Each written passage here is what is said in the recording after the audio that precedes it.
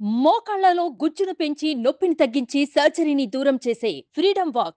ప్రస్తుతం నక్షత్ర గారి తల్లి కూడా ఉన్నారు. వారి మదర్‌తో కూడా ఒకసారి మాట్లాడే ప్రయత్నం చేద్దాం. ఈ ఇష్యూ మీద అంటే వీళ్ళ నోటీస్‌కొచ్చిందా? అల్లుడితో మాట్లాడే ప్రయత్నం గతంలో ఏమన్నా చేశారా? రాజీ లాంటి ప్రయత్నాలు ఏమన్నా జరిగాయా?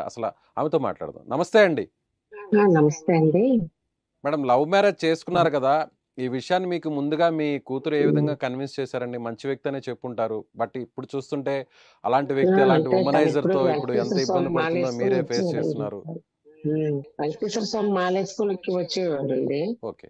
అంటే నా ఇంత కొద్ది మనుషుల్ని నేను అంటే వెంకటేశ్వర స్వామి టెంపుల్ లో చెప్పారు, నువ్వే నా భార్య అవుతావని పంతులు గారు చెప్పారు. అందువల్ల వెంకటేశ్వర స్వామి మాలేసుకొని నాకు మా అమ్మగారు మా నాన్నగారికి చిన్నప్పుడే విడిపోయారు, నేను మాటల దగ్గర ఉన్నాను, ఆవిడ నాకు చాలా టార్చర్ పెట్టారు. ఎలా అంటే ఒక సింపతి మా నుంచి బాగా ఫస్ట్ ఇచ్చేస్తున్నాడండి. సింపతి బాగా ఇచ్చేసుకొని అంటే నక్షత్రతో పాటు మాకు కూడా మా ఫ్యామిలీకి కూడా అమ్మాయి ఇలాంటి అబ్బాయి ఇంత మంచోడు, మా అమ్మ అంత కష్టాలు పడ్డదండి, అలా కష్టం నా భార్యకి పడినవను నేను అని అంతండి. మా నాన్న చేసిన పంచాయతీ మా అత్తల దగ్గర బతికాను నేను అని అంత, నాకేంటి ఉండదు, ఒక పచ్చడి అన్నం మీరు పెట్టిన చాలు అన్నట్టు ఒక ఫోన్లే అన్నట్టు అన్ని మాటలు విన్న తర్వాత అప్పుడు తెలిసిందండి నక్షత్ర ఇష్టపడుతుంది అనేది. అప్పుడు వాళ్ళ నాన్నగారు అస్సలు నచ్చలేదండి. వాళ్ళ నాన్నగారు చాలా కొట్టేశారండి నక్షత్రకి అయితే. నువ్వు వద్దు కాక వద్దు ఇలాంటి పనులు చేయొద్దని చాలా గొడవ పెట్టారు వాళ్ళ నాన్నగారు. వాళ్ళ నాన్నగారికి ఇప్పటికీ నచ్చదు. కానీ మరి అంతే ఇంకా ఇష్టం అయితే వచ్చి అన్నవరంలో చేద్దామని ఒక 6 బస్సులు వేసి, వాళ్ళకి 3 మాకు 3 బస్సులు వేసి అందరినీ తీసుకెళ్లి అన్నవరంలో చాలా గ్రాండ్ గా చేసామండి మ్యారేజ్. మీరే మ్యారేజ్ చేశారండి? మీరే చేశారా?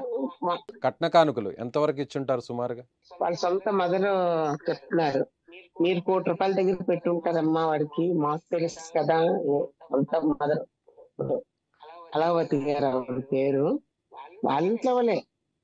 వాళ్ళ నాన్నగారు కూడా మా దగ్గర అప్పని తీసుకొని ఇప్పుడు వచ్చి డబ్బులు ఇవ్వలేదండి. ఏదో అవసరానికని 1,50,000 వరకు తీసుకున్నారండి, రూపాయి ఇవ్వలేదు. అంటే ఒక డబ్బు డబ్బు డబ్బు డబ్బు తినేశారు. వీళ్ళ నిజ స్వరూపం తెలిసిపోయింది. అంటే ఒక డబ్బు 1 ఇయర్ కోసమే బాగానే మీ ఉన్నాడండి. అమ్మాయిని ప్రేమించాడు అనుకోవచ్చా? పెళ్లి చేసుకున్నాడు అనుకోవచ్చా? అంతే అండి, 100% అండి. మా అమ్మాయినే కాదు, వాడు ఎవరినైనా చేస్తున్నాడు ఇష్టపడుతున్నాడు అంటే వాళ్ళ నుంచి బెనిఫిట్ ఉందా లేదని ముందు చూస్తాడండి. వీళ్ళు బాగా పెట్టుబడి పెట్టగలరు అంటే వాళ్ళు నెలగలేని వాడు వాడు మాటలు చాలా ఇదిగా మేకవల్లి పులి అంటారు కదండి, ఆ టైపు. ఎలాగైనా గ్రిప్ లోకి తీసుకుంటాడండి అవతల వాళ్ళని. మీరు ఎప్పుడైనా నచ్చజెప్పే ఇప్పుడు ప్రయత్నం పొలిటీషియన్ చేశారా అమ్మాయి అతనికి? బ్యాక్గ్రౌండ్ ఉంది, ఆ అమ్మాయికి బాగా డబ్బులు ఉన్నాయి కానీ ఇప్పుడు గోదావరి సైడ్ రాజమండ్రి సైడ్ అమ్మాయి వంశీధర్ ప్రజ్ఞాత అమ్మాయి పేరు, తారాన్ని కూడా పిలుస్తారు. ఆ అమ్మాయిని తీసుకొచ్చి ఏకంగా రూమ్ లో ఉంచి నా భార్య అని చెప్పి ఒక గృహప్రవేశం చేసుకున్నారట.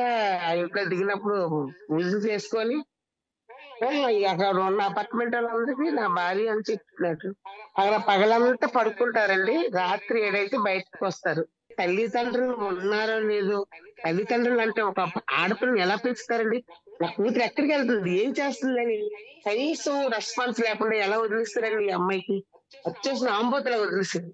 అది ఆడదంట కదండి. మీరు ఎప్పుడన్నా పిలిచి ఎందుకంటే ఇలా మాట్లాడారా అండి? ఆడవాళ్ళు మీరు కూడా ఎప్పుడైనా తెగించడానికి కారణం వెంకట సాయిని పిలిచి మీరు ఎప్పుడైనా మాట్లాడారా? ఇది చెప్పండి తప్పు, సార్. నా బిడ్డకి అన్యాయం చేస్తున్నారు, మనవరాలు అంటే ఉంది, మీకు కూతురు ఉంది, నా కుమార్తె వెంకట ఉంది సాయి అనేటువంటి విషయాన్ని లేదని ఎప్పుడైనా చెప్పారా? తెలిసి ఆ ఎవరితో మాట్లాడండి, నేను పోటీ గారిని మీరు నాకు చెప్పవలసిన పని ఏముంది, నేను ఎవరి మాట విన్ను, నాకు చెప్పేవారు ఎవరు దొరకలేదు, నేను నేను పుట్టలేదు ఇంకా.